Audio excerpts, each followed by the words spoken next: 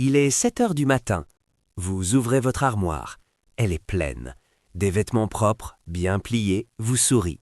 C'est un monde de possibilités infinies qui s'offre à vous. Pourtant, votre regard est attiré ailleurs, vers cette chaise. Cette chaise qui croule sous une montagne de vêtements. Elle ne ressemble plus à une chaise, c'est une créature textile. Sans hésiter, vous plongez la main dans la pile. Vous en sortez un jean froissé et un t-shirt qui a connu des jours meilleurs. Le choix est fait. C'était une évidence. L'armoire, elle, vous regarde, silencieuse. Elle a l'air triste. Elle se demande ce qu'elle a fait de mal. Elle ne comprend pas pourquoi elle est devenue un simple décor. Bienvenue sur Homo Absurdus, la chaîne qui sait que le chemin le plus court entre deux points n'est pas la ligne droite, mais le détour par la chaise à vêtements. Aujourd'hui, on enquête sur ce phénomène étrange. Ce frigo à vêtements, toujours plein de choses qu'on pourrait mettre, mais dans lequel on ne prend jamais rien. Le vrai buffet, c'est la chaise. Ce tas de vêtements a un statut très particulier. Il n'est pas vraiment sale, donc il ne va pas dans le panier, mais il n'est plus assez frais pour retourner au paradis de l'armoire. C'est le purgatoire, une zone d'attente, un entre-deux où les vêtements réfléchissent à leur avenir. Ils attendent un signe, un deuxième usage, ou la machine à laver de la dernière chance. La chaise, elle, est devenue la gardienne de ce purgatoire. Elle a abandonné son rêve de jeunesse, accueillir des fesses humaines. Maintenant, son quotidien, c'est le coton, le jean et le polyester. On compare souvent ce tas à un ami qui devait dormir une nuit sur le canapé. Au début, c'est sympa, mais ça fait 6 mois qu'il est là, et il commence à prendre ses aises. Et on ne la met jamais n'importe où, cette chaise. Elle est placée à un endroit stratégique entre le lit et la porte, pour optimiser le trajet du zombie matinal que nous sommes. Finalement, cette chaise est la seule chose dans notre vie qui tolère nos doutes.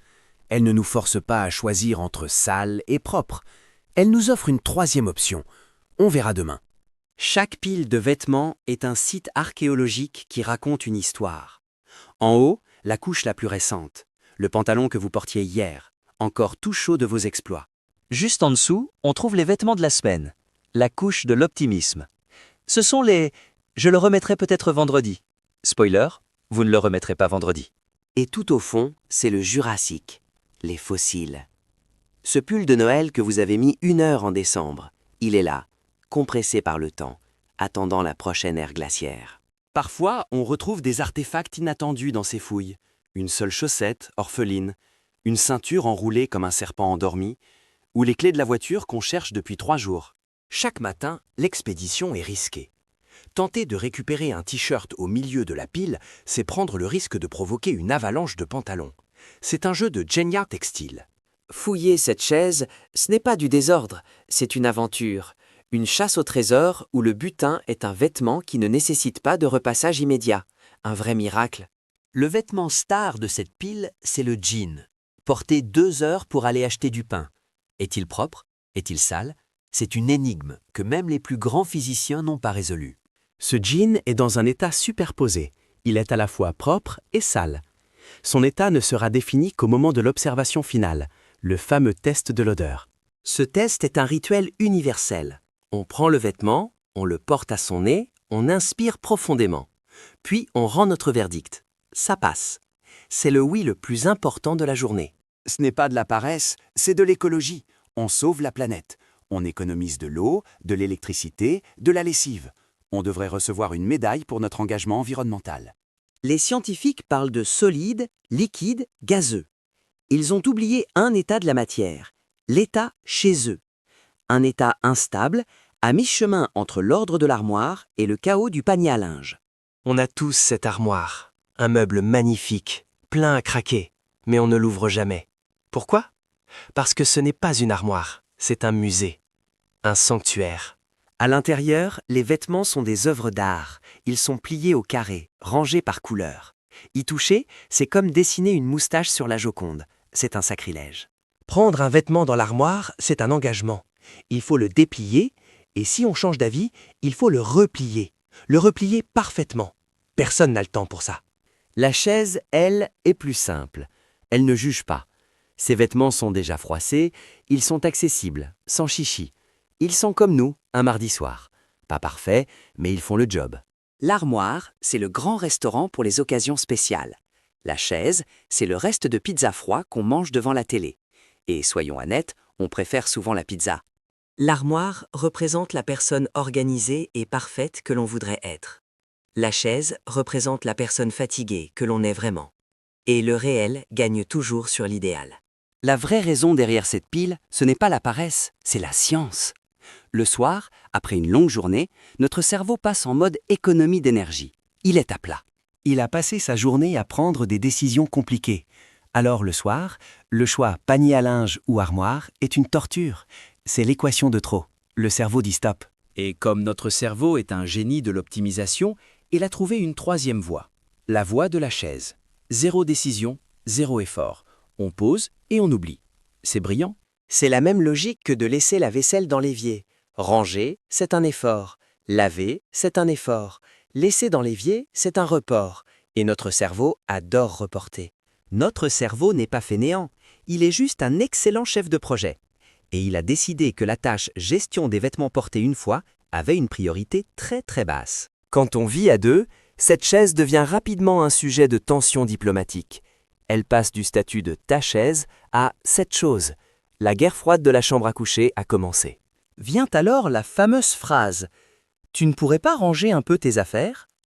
Cette simple question peut transformer une soirée tranquille en un débat de 3 heures sur l'organisation et le respect. La négociation commence. Je le ferai ce week-end, promis. C'est le traité de paix le plus fragile de l'histoire. Tout le monde sait que ce week-end, la chaise sera juste un peu plus grande. Parfois, on passe à l'attaque. Tiens, ce pull, il n'est pas à toi.